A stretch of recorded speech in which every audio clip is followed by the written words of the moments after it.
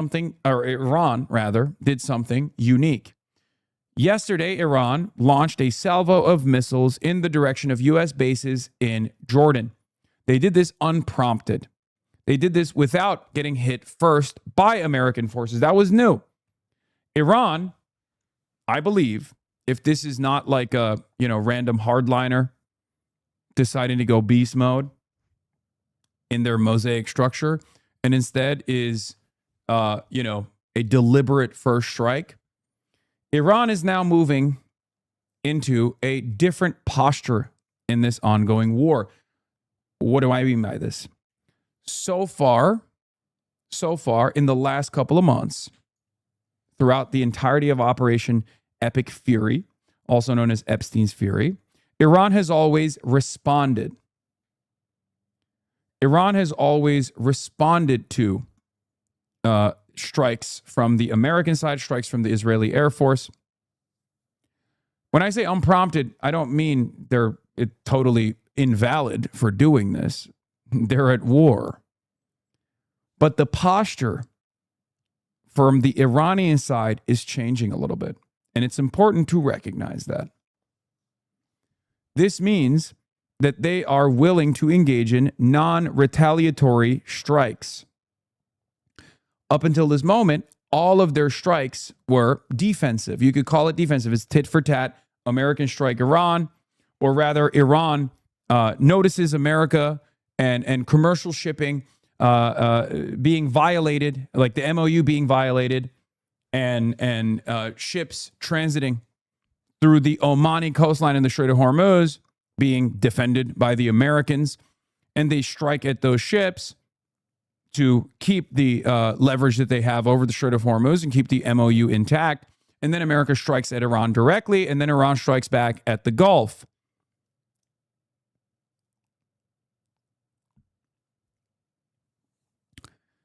Now, this is a non-retaliatory strike. So the posture is different. And it's important because if this continues, that means Iran is now trying to get into the driver's seat. Because up until this moment, as I said, it was more a reactive response, a proportional reactive response from the Iranian side. This will still be proportional, of course, but instead of a retaliatory strike, this is now going to dictate the tone of the theater and give the escalation capacity to Iran. Sina Tusi also noticed this, and he reports, this would mark the first time Iran has initiated direct strikes against U.S. forces in this war. The aim may be to deny Washington to a tactical pause to let oil prices fall, sustain pressure, and preempt what many in Tehran believe could be a broader U.S. offensive. Okay?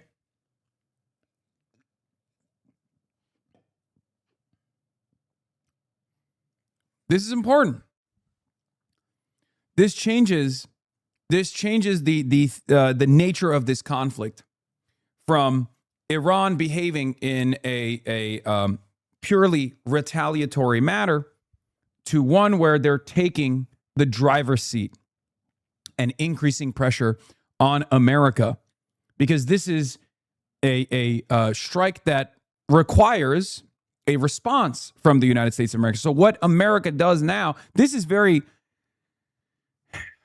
something that Israel does all the time. So we're used to Israel doing this. This is when Israel was striking Lebanon, for example. When the MOU was being conducted, when the MOU was being discussed, Israel would try to do additional strikes in Lebanon in an effort to see what America was willing to let Israel do, in an effort to see what Iran would do in retaliation. This is not a position of weakness, for the record. Iran's constant impulse to demonstrate escalation dominance, this is from Dr. Andreas Krieg, associate professor, saying, Iran's constant impulse to demonstrate escalation dominance isn't a sign of strength, but a deep-seated inferiority complex and trauma on which the Islamic Republic has been built. At this rate, the greatest obstacle to Iranian security isn't Israel or the U.S., it's Iranian sociopsychology. Wrong. That is wrong. Sina responds to that, says, before the war, Iran's relative restraint was cited as proof that it was weak. Now its assertiveness is attributed to inferiority complex. Perhaps it's time to spend less effort psychoanalyzing Tehran and more effort understanding its strategic logic. I think Iran has shown over and over again that it is not impulsive at all. As a matter of fact, its strategic restraint was perhaps born out of naivete. This idea that the moderates or the reformists would be able to negotiate with the United States of America, with the West, with Israel, or at least not with Israel directly, but with America that is supposed to control Israel. The idea that America would treat them as a sovereign nation and not simply a nuisance that they can bomb willingly. This was wrong. The reformists and the moderates were wrong. The hardliners have been proven correct. Okay? And when I say the current reformists, they're not even real reformists. These are still previously people that were known as hardliners like Galabaf, but they're just more pragmatic. So even that is a shift in the direction of the hardliners, because the current governance structure inside of Iran, with the exception of the president and maybe Abbas Araghchi, the foreign minister, is mostly hardliners that are more pragmatic. So they're willing to negotiate with America at all, but still willing to fight. And the hardliners that don't want to negotiate with America at all and simply just want to fight. So there has been this consolidation of a forceful posture where the hardliners won. Part of the reason why the hardliners, quote unquote, won is because Israel killed all of the reformers. Israel killed all of the people that were always willing to negotiate with the United States of America. Now, the majority, from what I understand, is still in the hands of those who are still hardliners, but not as conservative or as invested in purely fighting. The pragmatists are still technically in control. But the way that the American side has presented this conversation makes it seem as though there is a real crisis in Iranian leadership. They've even gone so far as to lie and claim that the further right, the more right-wing elements within the IRGC have actually won. Right? Araghchi is a reformist? I know, I already brought that up. I said Pezeshkian, Araghchi, those are like the last remaining. Those are like the last remaining reformists. They're not technically hardliners, but the rest, like even Galabaf, is a more pragmatic person, but still in the past would have been considered a hardliner. Right wing is an interesting descriptor. Yeah, I don't, it doesn't fall in the same left-right dynamic.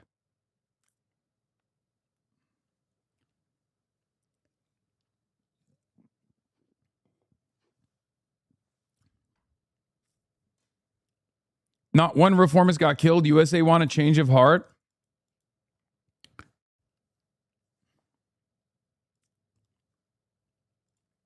Anyway, here's what's important.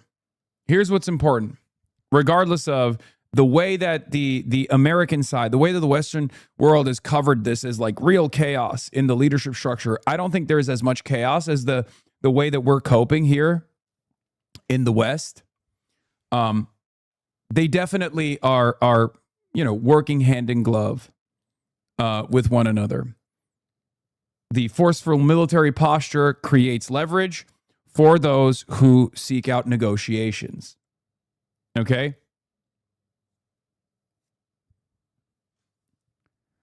But in any case, what's important here is why Iran did this first strike, if you want to call it that. It was a non-retaliatory strike. It was an initiated direct strike against U.S. forces in this war for the first time after 150 plus days. The reason why they're doing that is because they are regaining strategic leverage over the nature of this battle. Okay? That's my speculation. I think that they are doing this to say, look, we hold the cards. Now it's up to you. Will you retaliate? Will you continue this battle? Or will you beg us to a ceasefire negotiation process once again? And this is not just my analysis. There are NATO Atlantists like Dennis Citrinowicz at the Atlantic Council who also agree with my assessment. Danny writes in Hebrew, why did Iran fire? A, the current leadership in Iran seeks to dictate the pace of the confrontation and not merely to respond to decisions made in Washington. From its perspective, an offensive initiative is a way to prove that Iran still holds the strategic initiative. That's 100% correct. They're dictating the pace of the battle now. In the past, they were simply responding. They were simply responsive. Tit for tat strikes. Iran maintains its leverage over the Strait of Hormuz. And fires at a boat that's crossing with their transponders off or crossing through the Omani coastline. America comes back in, starts fucking lasering, Iranian ports and whatnot. And then Iran retaliates by striking the Gulf and striking Jordan and striking American military installations. America in that situation is still setting the tempo. Iran is simply retaliating to American strikes. This is different. In Tehran, they identify the American hesitation as a weakness and a lack of willingness to be dragged into a broad war. And there is truth for this. There is truth to this. It's not an accident that there were more leaks about the lack of interceptor stockpiles on the American side this past week. It's not an accident, and it's not random happenstance that Donald Trump claimed he was going to pummel Iran, especially after the Ansar Allah movement also joined in on the battle, closed the Bab el-Mandeb Strait, blew up an Aramco facility in Saudi Arabia, and is striking the Yanbu ports, striking at Saudi boats if they dare try to cross the Bab el-Mandeb Strait, effectively shutting off another strait that is that the Saudis were using to transit oil through. This is a huge point of additional leverage, forcing the Saudis to utilize the Suez Canal. And that is if they are even able to get their ships out of the Yanbu ports, which is the only port that they're utilizing. Like one of the most significant port that they need to utilize to get their oil out to sea.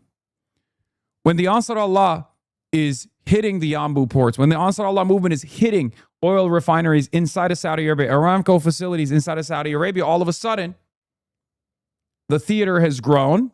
There's another front that is opened, and a second strait has closed. America was supposed to respond forcefully to this escalation, and yet they didn't. After 13 days, after ending the memorandum of understanding, for 13 days there were tit-for-tat strikes. But America stopped. This is now the third day of America not delivering a devastating blow that Donald Trump promised. And then the media articles started coming out. Why is Trump not delivering on his promise? Part of that is the pressure from the energy markets. There's only so much financial engineering that you can entertain before there is a hard stop on the strategic petroleum reserves. Okay?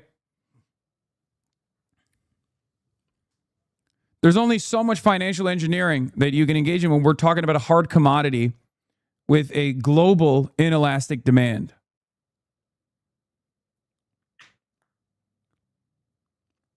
So you can hide your failure in the stock market by gaming it to the best of your ability with a million different Barack Ravid exclusives. But ultimately, when the belt gets tightened and tightened, when there's not enough oil in the strategic petroleum reserves, and you come near that hard limit of 150 million barrels of oil, where the salt caverns are slated to collapse due to a lack of pressure, you have to do something else. That's one of the major pressures that even Trump has to recognize. Okay? That's one of the major pressures that even Trump has to deal with. Okay? Even he understands this, regardless of how stupid he is. That's one. Number two, the other pressure is the other hard limit. There's only a finite amount of munitions. There's only a finite amount of munitions for standoff munitions that America has been deploying and depleting to strike Iran because they can't utilize their air force efficiently. They haven't developed sufficient air superiority over the Iranian airspace. So they have to use these standoff munitions, Tomahawk missiles that they lob, ATACMS from Kuwait, right? And they also have a finite supply of interceptor missiles, PAC-3s, the Patriot missile systems that they have. And now they've actually started deploying PAC-2s as well, a much older version, a much worse version of the Patriot missile system, which already doesn't have a 100% interception rate regardless. Some of those PAC-3 missiles fail. We've seen one over Bahrain that failed and fell into a residential neighborhood. We don't know how many civilians that killed.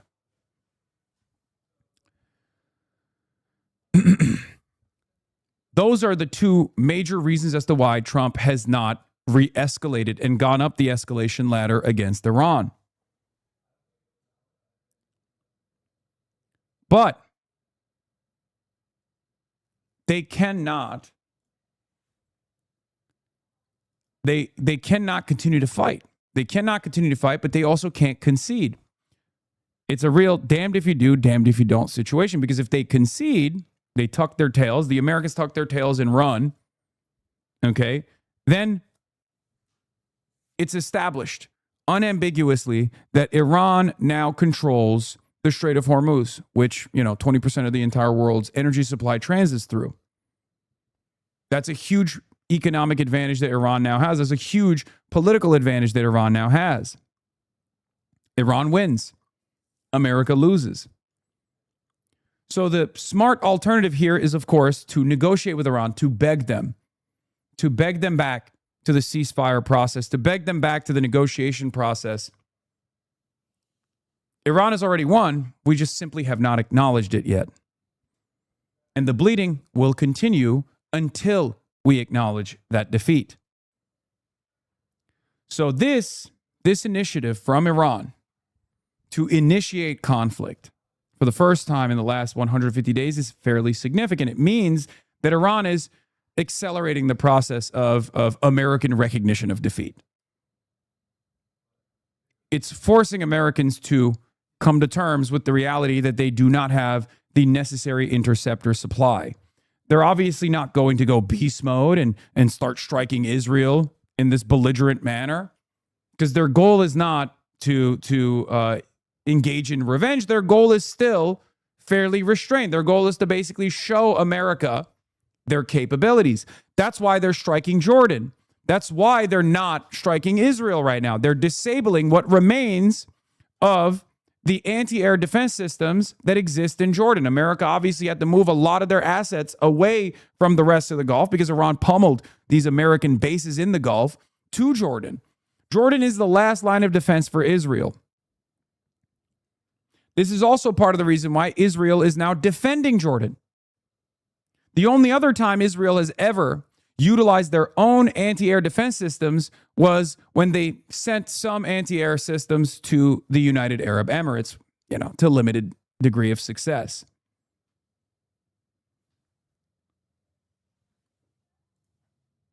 Don't strike me. No, I'm not. No, they aren't. Yes, they are. Israeli interceptors are being activated over Jordanian airspace to defend the American military bases inside of Jordan.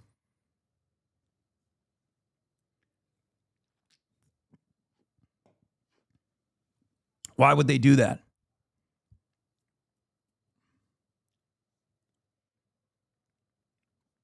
Why are you so confident that you know what Iran's goals are in this conflict? Because I'm a secret Shia 12er, okay? And a practicer of taqiyya and a prominent member of the Islamic Republic. I am one of the 88 clerics. I don't know. Maybe I'm confident that I know what Iran's goals are in this conflict because I have a brain and I'm analyzing what they've done so far. I'm looking at their historical patterns. I'm looking at the internal conflict that might exist, the ideological disagreements that might exist within the governance structure of Iran. It's not like they're hiding it. It's the same with China. When people say, what are you talking about? Like, what do you mean? How do you know what China's going to do? How are you so confident about what China's going to do? Well, they write it down. They write it down all the time. They're pretty open about it. It's like Babe Ruth. They called their shots ahead of time. We don't listen. We don't take it seriously. And then we're shocked when it happens. And the same goes for Iran. The major difference between myself and many other analysts and those in the commentary sphere is that when Iran says something, I listen to what they have to say. If there is a logical through line with what they're saying and what they're doing, if there's a connection between the two, I take note of that and I remember that the next time around. Iran has shown unbelievable restraint, so much so that that level of strategic restraint was seen as a weakness for the longest time.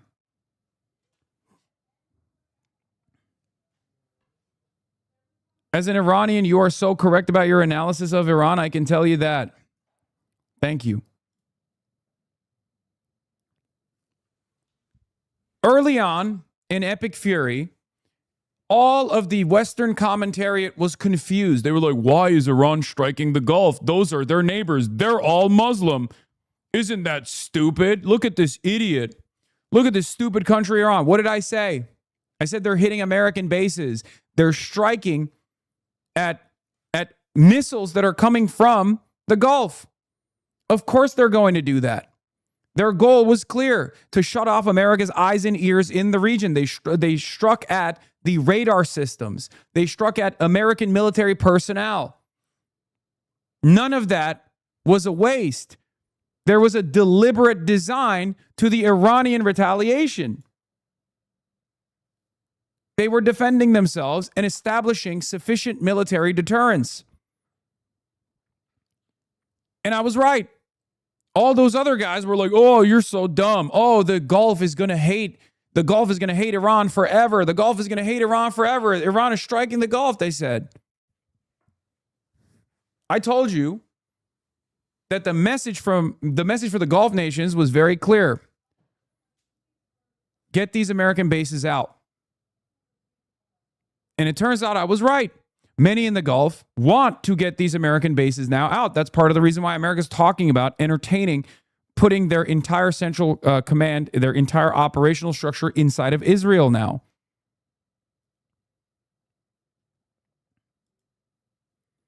Here's another version of those events. Hundreds of Jordanian political, legal, and other figures signed an open letter last week calling for the withdrawal of U.S. forces from Jordan in a rare public challenge to the government, which has long cracked down on free speech and dissent. Anecdotally, my experience is that these operations against Iran in defense of Israel are overwhelmingly opposed by the people in Jordan.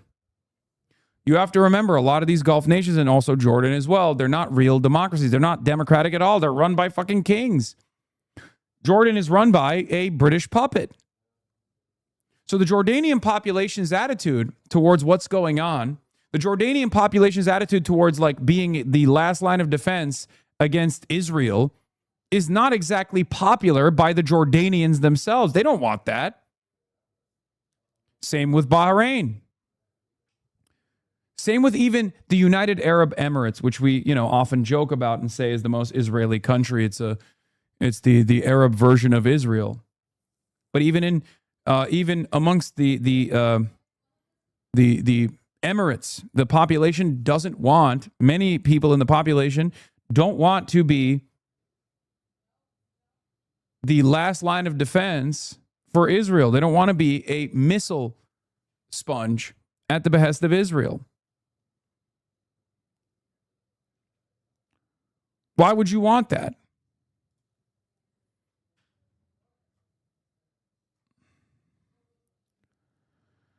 So, yeah, as Danny was saying, in Tehran, they identify the American hesitation as weakness and a lack of willingness to be dragged into a broad war. The Iranian assessment is that applying additional pressure will precisely test Washington's resolve and influence decision-making in the White House.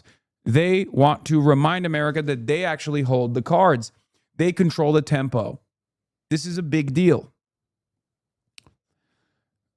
From Iran's point of view, Danny continues, the naval blockade is no longer just a means of pressure, but an actual declaration of war. Unlike the past, the current leadership is not prepared to accept damage to its freedom of action in the Gulf without a significant response. D, there is a direct connection between today's attacks and the activities of pro-Iranian militias in Iraq against Israel, Jordan, and Saudi Arabia. From Tehran's perspective, these are different fronts of the same campaign, whose goal is to reshape the balance of power in the Middle East and erode the status of the United States and its allies. E, this is also further evidence of change in Iran's doctrine following the rise of Khamenei. If in the past the emphasis was mainly on response and deterrence, today Iran is also prepared to initiate offensive moves and to rely deeply on its missile array, drones, and regional proxies. In Tehran, they see an opportunity to reshape the strategic reality in the Gulf to their advantage. The ball is now back in Washington's court. In Iran, they assess that a limited American response will not change the reality. And in the end, the United States will be required to decide whether it escalates the campaign, knowing that every escalation is expected to be met with further Iranian escalation. They're making the American campaign more costly. They're accelerating the process of American recognition of defeat. America's already lost. It's now up to our leaders to come to terms with that reality. So Iran is making it more costly. Iran is agitating with pinpoint accuracy. So it's not even about ballistic missiles being launched from Iran and then successfully striking U.S. targets inside of Jordan. It's the act of launching ballistic missiles alone that is applying pressure, that's changing the tempo, that's giving Iran control over this conflict. Iran is now saying, we are no longer going to hold back and wait for American retaliation, or we're no longer going to hold back and wait for America to strike Iran. We will control the tempo, and we will see how you respond. Bottom line, the attack is further proof that Iran has no intention of surrendering and is not acting out of distress or a desire to beg for negotiations. On the contrary, the leadership in Tehran is prepared to take significant risks because it sees the current confrontation as a decisive battle over its regional status and its ability to shape the security reality in the Middle East. Now, that's important.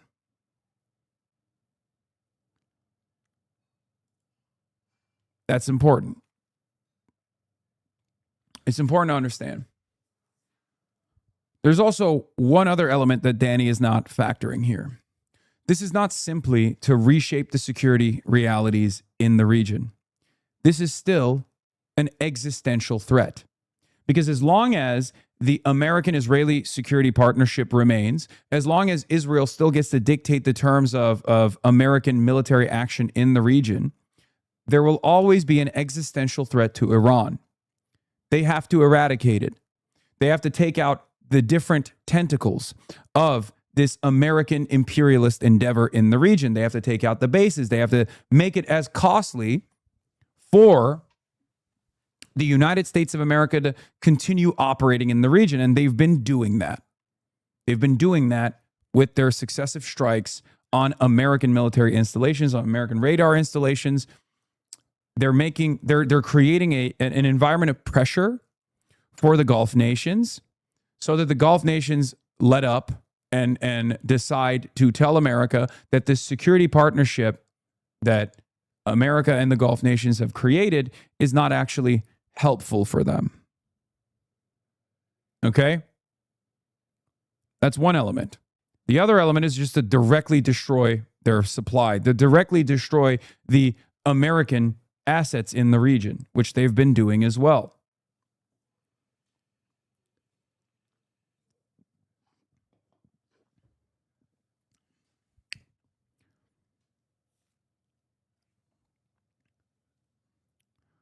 There's also one other point. What is this? Check out this take from someone at the Atlantic Council. The Iran war has only exacerbated long-standing flaws in the U.S. security approach to the Gulf. It's past time for the U.S. to shed ambiguous security guarantees and embrace a more collaborative approach.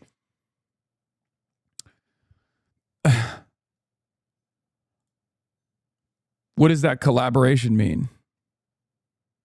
To be more aggressive in our posture and just invade Iran militarily? By the way, 48 seconds remaining on level 2 hype train.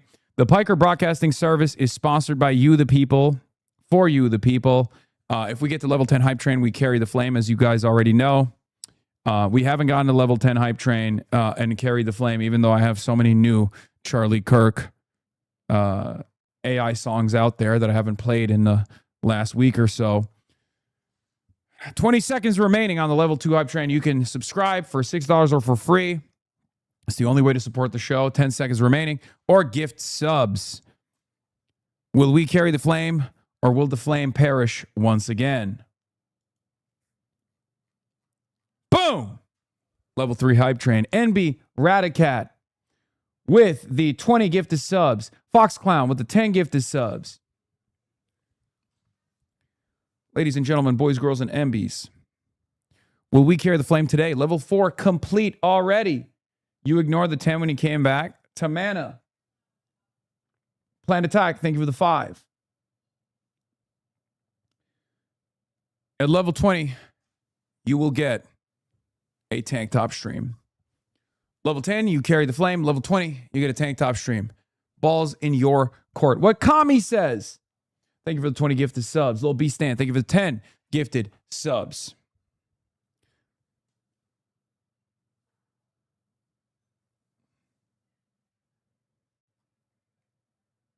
Say wallahi, wallahi. This is in my local St. Louis news. Deported St. Louis County couple shot dead. Oh, yeah, I know. I'm going to get to that as well. Gray Violet. Zelensky is high. According to CSIS, this would be roughly half of the U.S.'s entire remaining inventory of Patriot interceptors. President Zelensky has asked President Trump for an emergency winter package of 300 Patriot interceptor missiles, Axios reports. Zelensky said Ukraine's stocks are nearly exhausted and warned Russia's strikes could leave millions without heat this winter. The math doesn't add up. Air defense doctrine requires at least 2 interceptors for each incoming projectile. 3 to 5 attacks per month at 30 to 40 missiles per attack is 180 to 400 interceptors needed per month. Russian attacks will certainly increase in frequency and size during the lead up to winter. Mr. President. PMY Gurumi. It's socialism or barbarism. Level 7 hype train, ladies and gentlemen. PMY Gurumi. PWNY Gurumi. Thank you for the 25 gifted subs.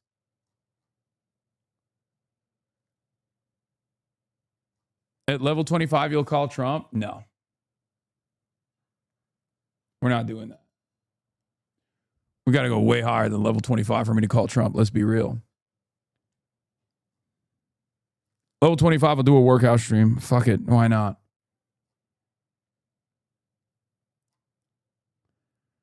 Kawuki, the smoking pun.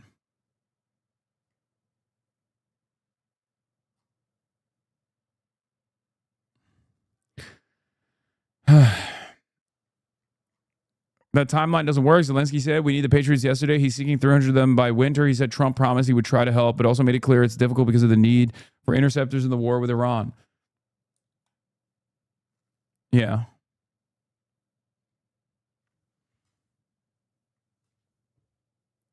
It's just ironic that he's asking for additional interceptors while simultaneously expanding the theater of conflict in Iran and only continuing the Iranian battle further. As I said yesterday, the more the Iranian war continues, the less likely it is that you are receiving interceptors, Zelensky. This is why I said it's dumb. This is why I said it's fucking stupid to try to strike Iranian tankers or Iranian ships, commercial ships in the Caspian Sea, to try to make yourself more useful to an insane person like Donald Trump. It made a lot more sense for you to say, look, we are very capable of defending against drone strikes, far better than the Gulf nations. We will give you our expertise. That was smart. Trump obviously didn't give a shit about the smart move, the smart initiative from Zelensky to make himself more reliable, more valuable to the American side. And instead, he did the dumb thing.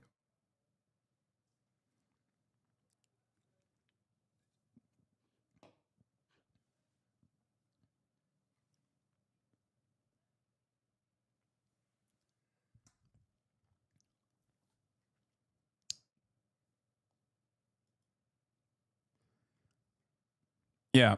U.S.-owned LNG carrier was hit by a drone at the Egyptian port of Damietta in the Mediterranean Sea, possibly Energo's Winter, operated by Wilhelmsen Ship Management Limited USA, that have left the port following the reported attack and is now anchored off the coast. Tell me again about how pipeline circumventing the Strait of Hormuz will mean game over for Iran. Yeah. They have the reach.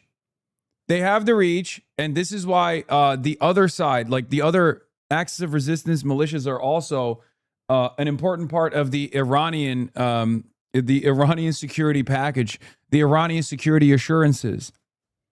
This is how they change the security environment in the region to their benefit. Okay, we're almost done with level 8 on the hype train, ladies and gentlemen. Almost done at level 8 on the hype train. Do we carry the flame or not? From the Caspian Sea to the Mediterranean, the conflict is expanding. Such is the regional war Trump mindlessly started in February. If tankers can be struck here, traffic entering from the Red Sea or transiting the canal itself is at risk, especially bad for European energy security. Slowly but surely, they're expanding. Slowly but surely, they're increasing the pressure. This will make it far more costly for America, whose primary goal here as the hegemonic superpower is to make sure that people can fucking trade with ease. America, remember, doesn't just have the ambition of like destroying Iran. America obviously also has additional roles to play. One of the most important roles that America has as the hegemonic superpower is to allow free commerce, free flow of trade, is to assure that security for the rest of the world. Otherwise, your military might means nothing. And if you can't achieve that through a military campaign, you have to achieve that through negotiations.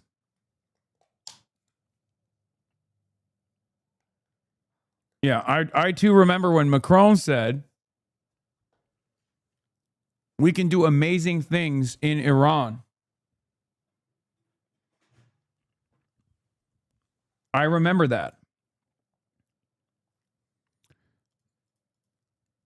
It turns out those things were not so amazing.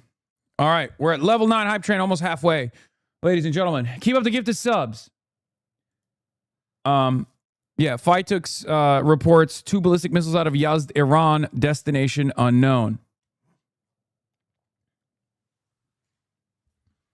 Isn't our dollar basically backed by the idea of us guaranteeing free-flowing trade? To a certain degree, yes. It's backed by the confidence that people have in America maintaining global stability with its superior military.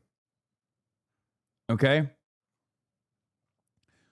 All of the, like this entire back and forth battle, diminishing stockpiles, America not following through on their security promises to all these countries in the region. All of this actually has destroyed the confidence that people have in America remaining the hegemonic superpower. If America can't protect the petrodollar, what can it protect? Bonzer Barry says, the first step is accepting the Strait of Hormuz is lost. European allies are refusing to support a U.S. push to create a joint Strait of Hormuz patrol until they see an enduring ceasefire in the Iran war. The latest sign that Washington's repeated bashing of its closest friends has carried consequences. No, I don't think they're puppies, okay? European leaders are servile dogs. They would willingly follow Trump, regardless of the way Trump talks about them or talks to them. The reason why they're not doing this is because they understand the situation. They understand the dynamic. They understand that there is no benefit to sending naval assets to the Strait of Hormuz when America can't even guarantee trade security to the oil tankers, to the to the shipments that are trying to transit the Strait of Hormuz, while Iran is still clearly peppering those ships with drones. The 30-year Treasury yield, which moves with inflation expectations, jumped to 5.21%, the highest level since mid-2007.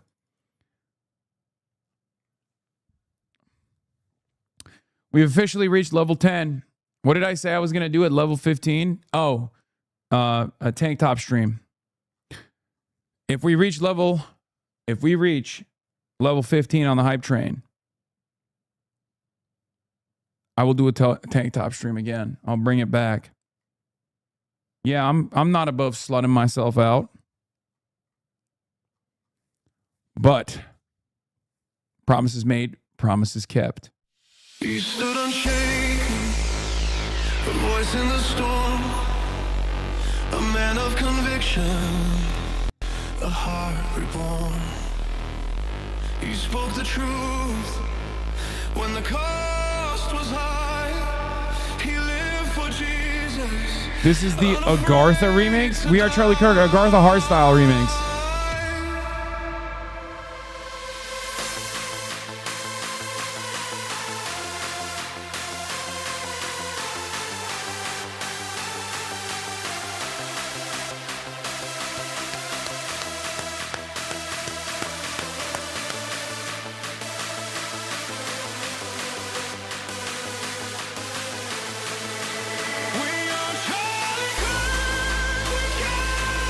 Okay, this is fire. This is actually kind of good.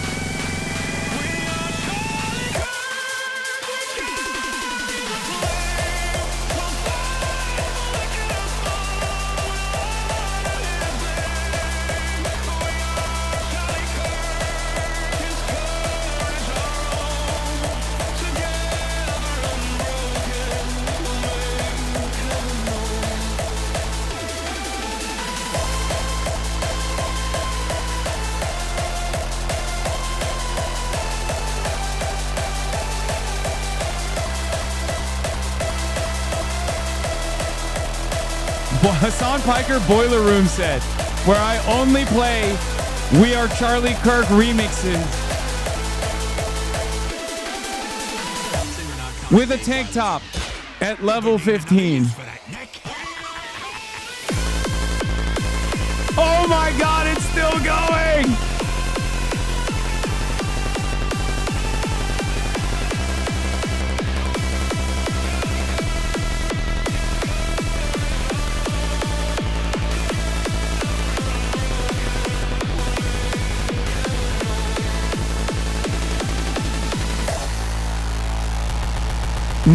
Not Boiler Room. They're super problematic is so funny. We just literally watched an Agartha hardstyle remix of Charlie Kirk.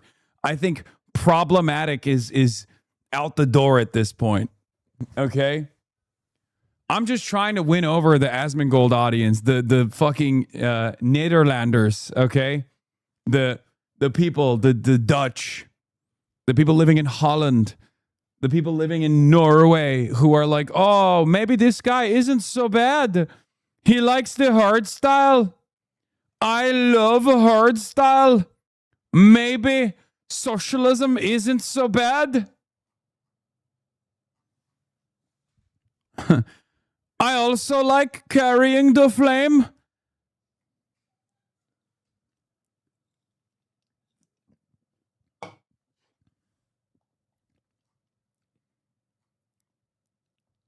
Why do you lie to your fans in here? About what? Gaming?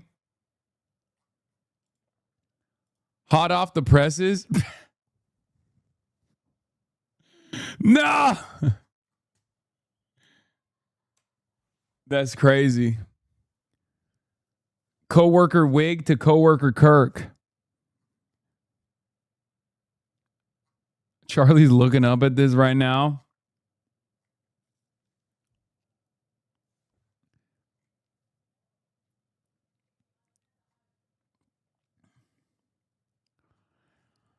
Wow. We are, thank you, Burley. Level 11 hype train. Thank you, Burley. In half an hour, I will be talking to Trita Parsi about the situation. We will be monitoring the situation together.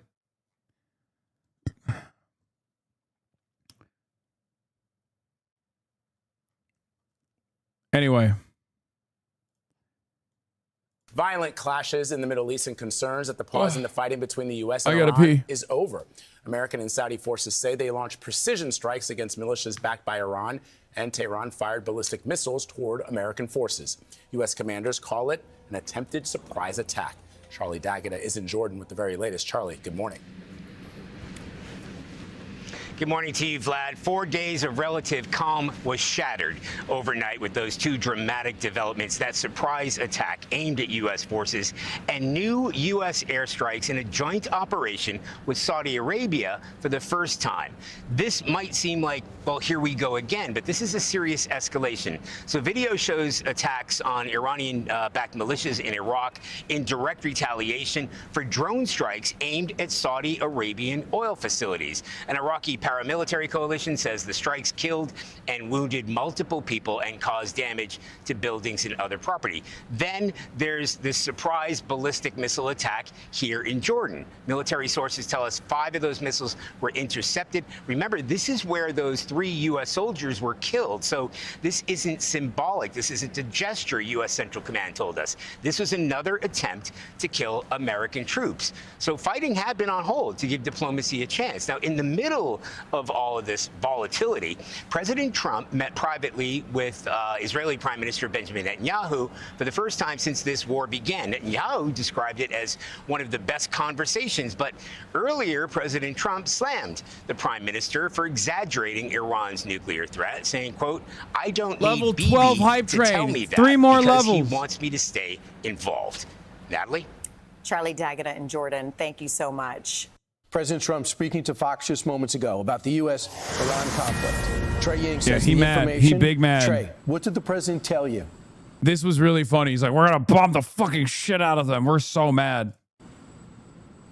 Yeah, guys, good morning. President Trump reacting to that Iranian attack on U.S. forces overnight in Jordan. President Trump tells Fox News about Iran, we are going to beat the effing S out of them. He went on to say, we'll be hitting them hard. They're going to get a beating. So clearly the United States is going to respond to what the president described as a surprise attack. He says U.S. forces had just minutes to shoot down these incoming Iranian ballistic missiles. The president says he has reviewed video of the shoot down, and it was U.S. forces conducting this operation to defend that area. He said it was real time. They were calling out coordinates and ensuring that none of this incoming Iranian fire got through.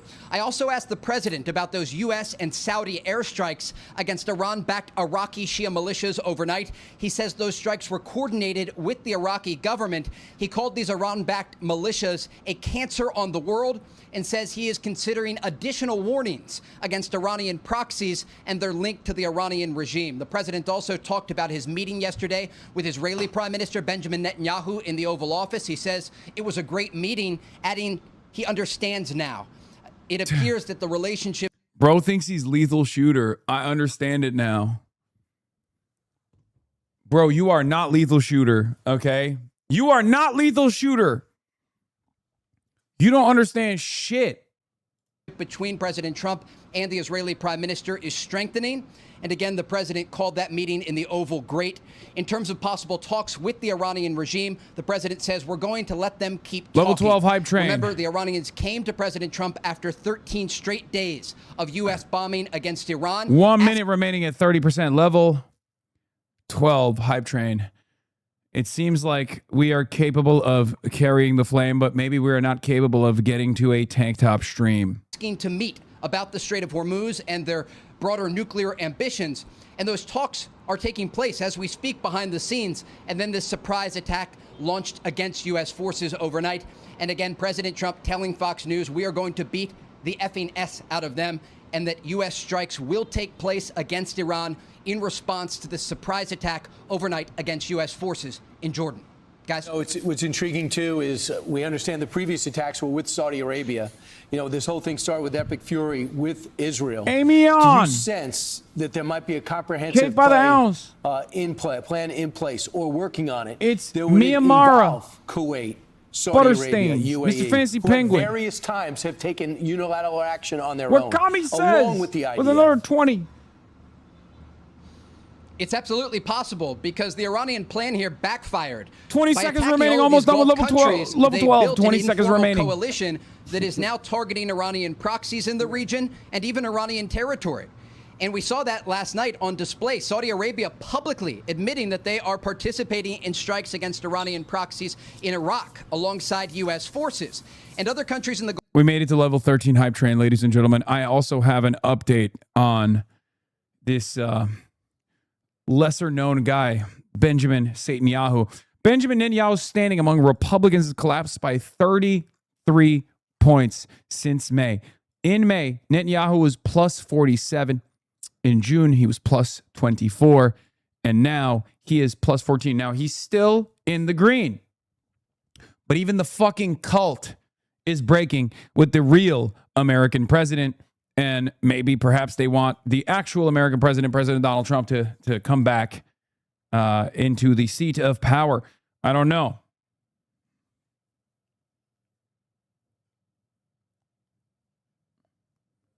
Guzzo24, thank you for the 20 gifted subs. We're at level 13 hype train, only 2 more levels remaining for a tank top stream. You denigrated the sanctity of the hype train promises last month. You can't act surprised. I mean, the tank top one is an easy one.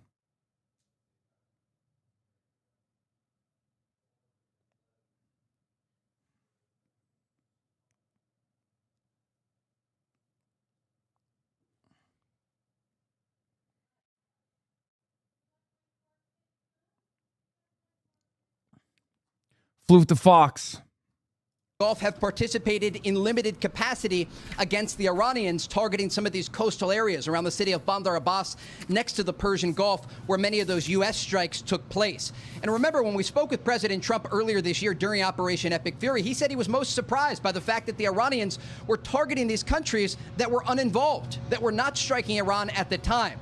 And so again, what Iran has done here by targeting these Gulf countries is actually building this informal coalition that is now being used to pressure the Iranian regime. The question remains if these talks will lead to some sort of agreement. 4-2. But again, President Trump tells Fox News there will be a U.S. response to this surprise attack overnight against U.S. forces in Jordan. Trey Yingst just getting off the phone with the president. Trey, thank you very much for the exclusive reporting. Thanks, Trey. Be sure to like. It's funny that Trey Yingst is like the last remaining Trump loyalist at this point, which is a definite fall from grace for Trey. He was far more critical of Israel back in the day before they made him the chief foreign correspondent for Fox News. Tel Aviv Trey is now the biggest Trump dick rider at Fox News. That's part of the reason why Trump loves giving him interviews, where he says dumb shit like, oh, I'm going to bully the fuck out of Iran. Updates. CENTCOM commander in an internal note, this is from Phil Stewart, chief national security reporter for Reuters, with a fat scoop. This comes after the footage was filmed by a U.S. soldier during an Iranian missile barrage targeting the Muwafaq Salti air base in Jordan. CENTCOM commander in an internal note says videos like this by troops can help Iran with targeting during missile and drone attacks.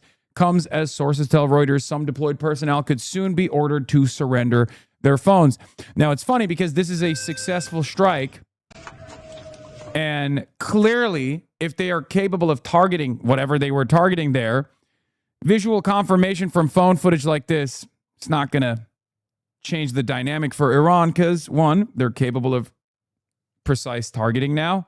And two, if they're capable of precise targeting, they're probably capable of seeing the impact zone with the same satellite imagery that allowed them to engage in precise targeting. So it's still funny that they are, engaging in more operational security, though. Too little, too late. Cooper says Iran benefits from being able to see the success or failure of its strikes in near real time by searching news reports or online posts by journalists referencing reactions, photos, and footage from the cell phones of our troops. The direct, unavoidable cost of this open source intelligence could be measured in the lives of American service members and civilian residents in targeted Gulf countries.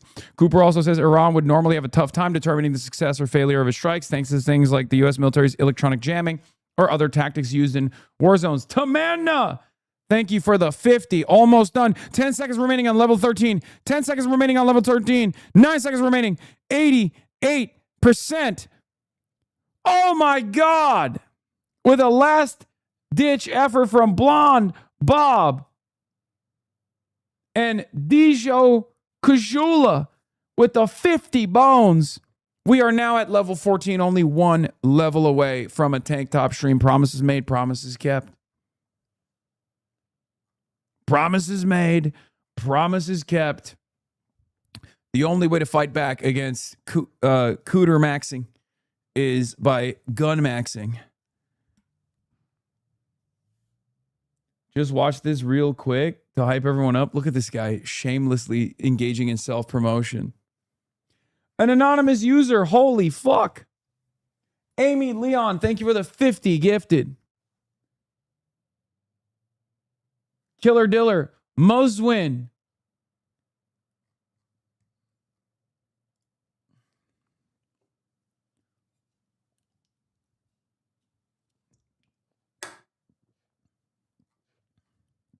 We are at 76% at level 14. 76% at level 14, ladies and gentlemen. 79% at level 14. Tank top stream is imminent. Give us your best Sav Cannon pose. Tank top suit, make it happen? No.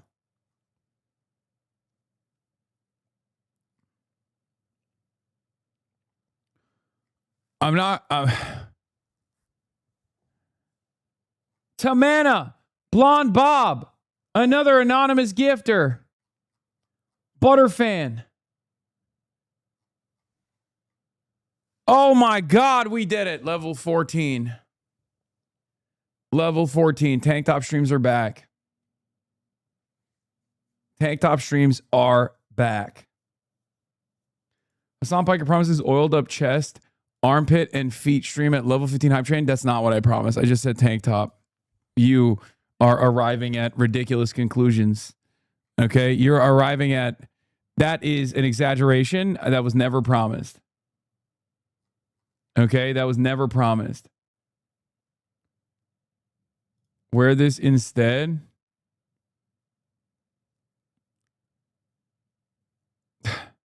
No. Level 15. Level 15 hype train. We arrived at it. We're going to do a tank top. Promise is made. I will keep that promise. Open your purses. 10 more levels for a workout stream? Yeah, that's not going to happen. I don't think we're going to get to level 25, but I will do a workout stream as well if we get to level 25.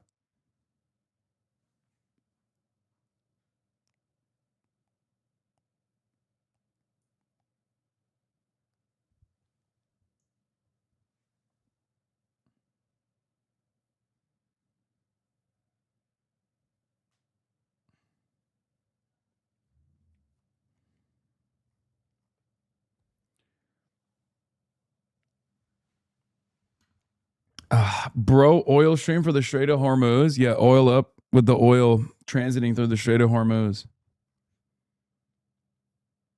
Tank top stream with Norm? No, I'm not going to wear a tank top when I'm interviewing Norm Finkelstein after years and years. You're out of your dang mind.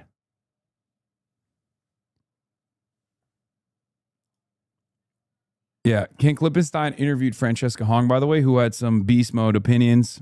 We're going to get to that in a second.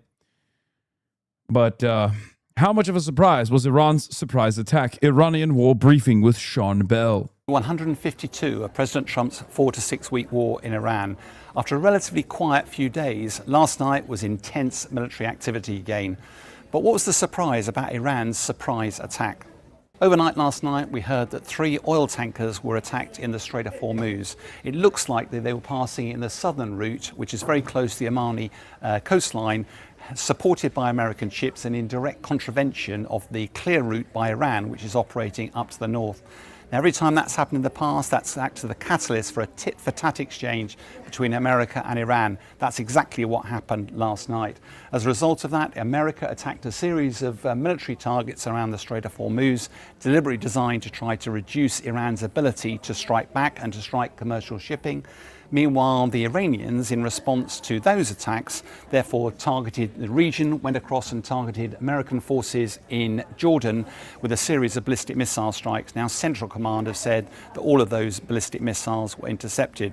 The challenge, of course, is that what's actually happening here is that there's a regional conflict that's expanding well beyond the boundaries of Iran. There are a number of Iranian-backed militia groups operating in Iraq. Some of them have been attacking American facilities and Saudi Arabian oil facilities. There have been 30 drone attacks in the last 72 hours. Central Command announced that there have been a number of attacks at 1 minute into Iraq, remaining. targeting military facilities there.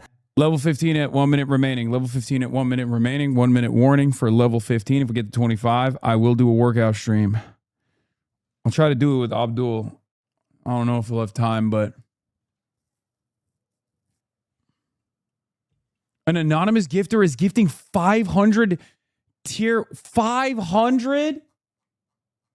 Holy fuck. We got a horny ass anonymous gifter, level 15 complete. What the fuck? Almost level 16 complete. Jesus Christ.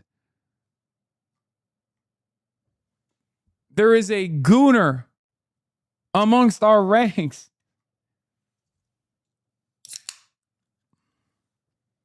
We got Oilers back in the fold. Moose Knuckle stream at level 20? No, I'm not going to do a Moose Knuckle stream, dude.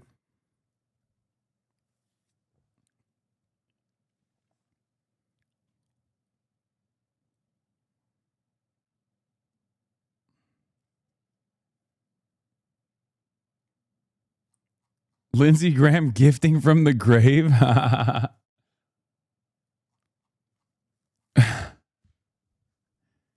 Okay, maybe we will reach level 25. I was wrong. I was wrong about this. Kaisenak could never. The Iraqis claim that 20 people were killed and 32 were injured. On behalf of the Crown Prince, the Saudi foreign minister said they didn't want to see any form of escalation in the region, but they would act in response to any form of aggression in those most recent periods of attack. So why has there been a sudden resumption in these attacks? Well, last night it's quite difficult to see who struck who first and the sequencing of events. But America is saying that Iran had conducted a surprise attack against America, implied that actually Iran was operating proactively. But the challenge is this is all about the Strait of Hormuz. It's all about control. It's all about the Memorandum of Understanding and Clause 5, which effectively gave Iran responsibility for the safe passage of vessels through those straits. Every time America tries to force commercial vessels through that new southern route, it precipitates an escalation of violence, and that continues. So what actually is the American strategy here? Well, it seems to be able to use American force to try and defeat Iran, trying to drive it to the negotiating table and a position of weakness. The challenge is, as day 152, that doesn't appear to be working. I like that Sky News has to repeat the same video every day now. I mean, that's everyone. I feel like I'm always... I try to make it as interesting as possible, but it's impossible not to be repetitive on this because It's the same song and dance every time. Friday night, Trump says, after market close, Trump says he's going to do something insane. He's going to nuke Iran. And then come Sunday night, right before markets open, Trump says, oh, Iran is begging for a ceasefire. This has happened for the last 160 fucking days. Literally, with a brief pause in between when there was a MOU,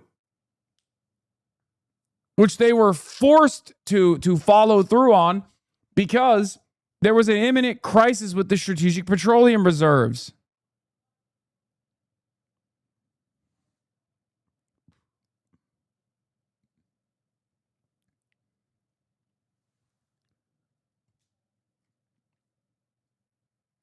Fuck a tank top, post, meat, coward. Okay, chill. Level 16 hype train, 1 minute remaining. Level 16 hype train at 92%. Level 16 hype train, we're about to hit level 17 hype train with 1 minute remaining.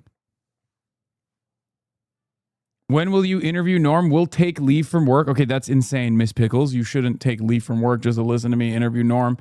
But it's tomorrow.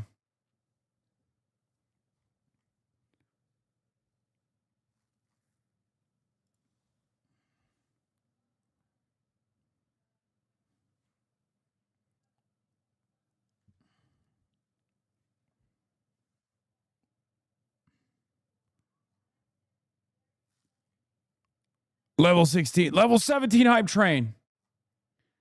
Tank top stream with Norm Finkelstein. No, I'm not going to do a tank top stream with Norm Finkelstein. I will do it on the weekend, which is when I will be in Michigan. I'll bring in a fucking tank top to Michigan.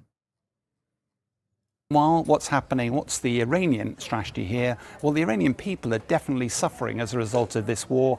Inflation is high, supplies are low, but the Iranian leadership, particularly the IRGC, see this as a once-in-a-generational opportunity to move from a pariah state to a regional power, potentially even in control of the Strait of Hormuz. All they've got to do to achieve their strategic objectives is to outlast America, and they will deliver strategic success. So, of course, where does this leave us in the whole process? Well, when President Trump first started this war, he announced it would be a 4 to 6 week war, and the much anticipated and crucial midterm elections in America were many, many months away. However, we're now day 152 of the war. There's less than 100 days left before those elections. Crucially, America does not like this war in Iran. President Trump's personal popularity has dropped. This is not the legacy that either President Trump or the Republican Party would have anticipated. You know, nobody was able to bring people together quite like my... Defiant Netanyahu promised to go to New York after Mamdani threats. Yes, the real president went to Sean Hannity, by the way.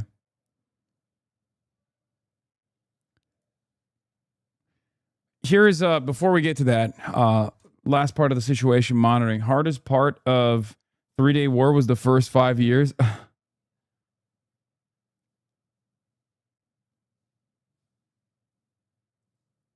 What the fuck is this? Using experimental quantum lip reading AI classified DARPA. Here's exactly what he said. Okay, dude, come on. Come on. Crazy a foreign PM can do this. A foreign PM warns the United States that he has deployed armed forces on his soil to act against his law, and against his law is police and army. Netanyahu says Israel has special forces ready if arrested. Vows New York City visit. Yeah, I don't know if he realizes what that sounds like.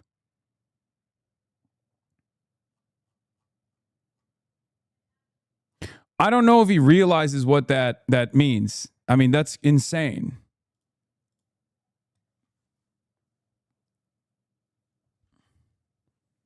That's an insane statement, but I guess it's fucking beast mode. We're at level 17 hype train with 2 minutes remaining. 2 minutes remaining.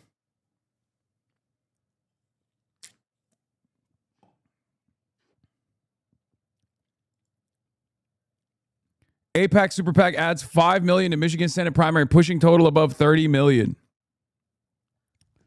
You know what I have to say to that? What gives? But of course, AIPAC is doing that for a good reason, because Israel comes to me in my dreams. Yep.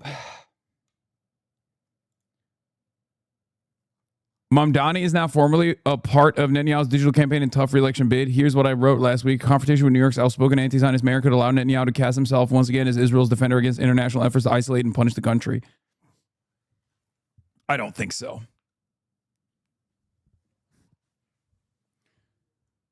I mean, good luck. Good luck to Bibi on that. It's not going to work, I don't think. Prove the old man wrong, get to level 25. I don't think we can get to level 25. We're at 1 minute remaining. Or less than 1 minute remaining. 1 minute remaining at 11% at level 17. I don't think we're getting past the level 17 chatters. I just got out of a work meeting. Are you still doing tank top stream at level 20? No, I said I was going to do a tank top stream already at 15, and we passed 15. I said I would do a workout stream at 25, but we're not getting there.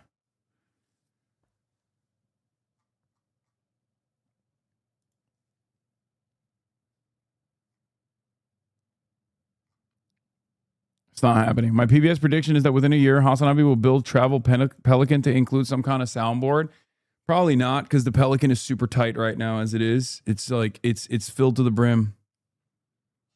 So I would have to get like a larger Pelican, which would not be carry-on sized. So I'm not going to do that most likely. I mean, I guess maybe, probably not.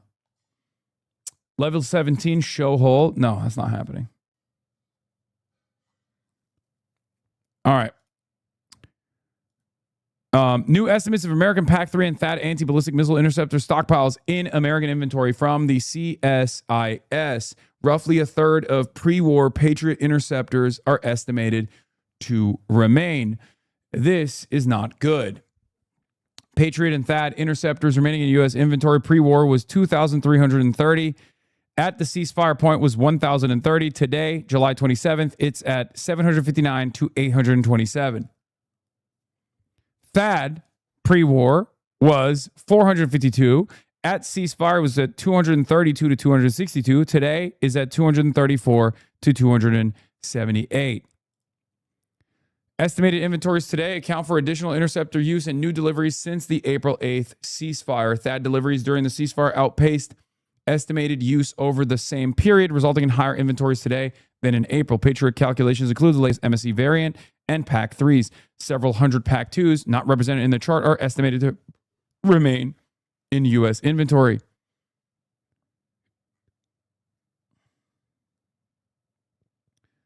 Which, once again, means Ukraine is not getting any fucking Patriot missiles. That's what it means. Oh, hype train over. That's what that means. How the fuck is Ukraine receiving any PAC-3 Patriot missiles that they are demanding from the American side to the tune of 300 as Zelensky demanded today? If America continues its war with Iran, why would Ukraine try to enter the Iranian theater, only extending the Iranian conflict if they were successful, right? When all of those fucking Patriot missiles are being utilized in the Gulf, mostly in Israel.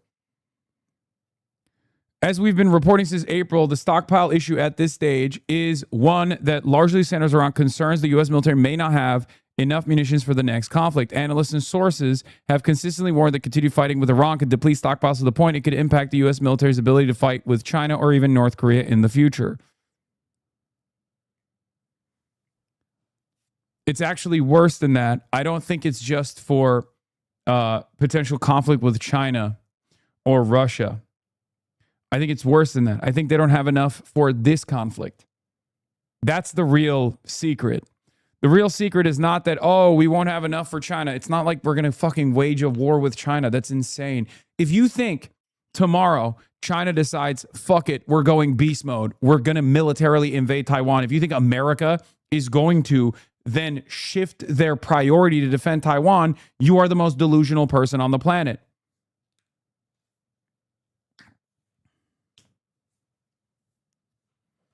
Yeah, Ukraine is trying to make it seem to Trump that supporting Ukraine is part of fighting against Iran. It's a game of jingling keys to keep Trump's attention. I know, but it's a very dumb thing to do because If successful, it only extends the conflict, which makes it less likely that he will receive a single Patriot missile. That's what I'm saying. Any day that goes on, any day that goes by where America is more invested in Israel, which is what America will always do, Israel's the primary focus, is a day where Ukraine gets no attention whatsoever and no weapons whatsoever.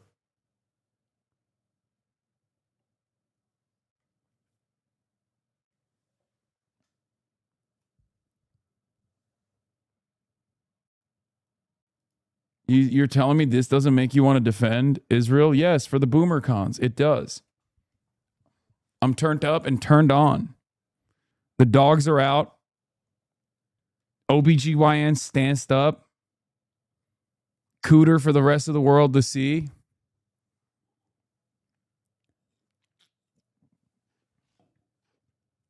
This makes me say, Israel comes to me in my dreams. straight up. Anyway,